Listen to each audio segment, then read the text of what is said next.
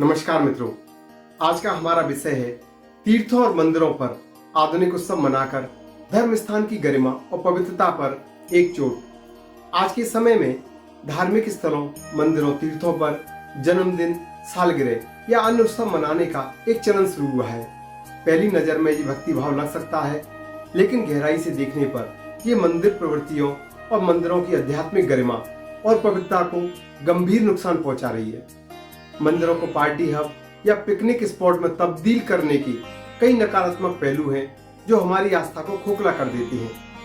पाश्चात्य संस्कृति और मर्यादा का उल्लंघन, मंदिरों में जाकर केक काटना, मोमबत्ती बुझाना सनातन परंपरा में शुभ नहीं माना जाता। आज के समय में युवा पीढ़ी में इंस्टाग्राम, रील और दिखावे की होड़।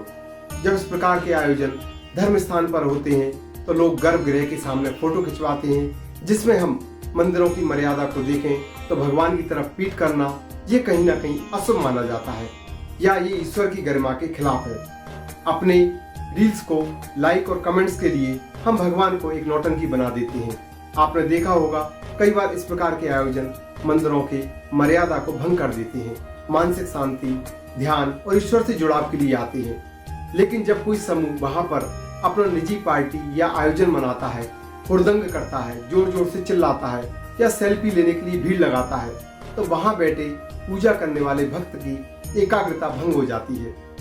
देव स्थान की स्वच्छता पर भी एक प्रकार का गंदगी, कचरा जब हम कोई आयोजन करते हैं तो अपनी अवशेष चीजें हम मंदिर पर वहीं छोड़ के आते हैं, जिससे मंदिर का वातावरण नकारात्मक करके आते हैं। तो मित्रों, विलास के उत्सवों के लिए मंदिर नहीं, वासनाओं को शांत करने की जगह है।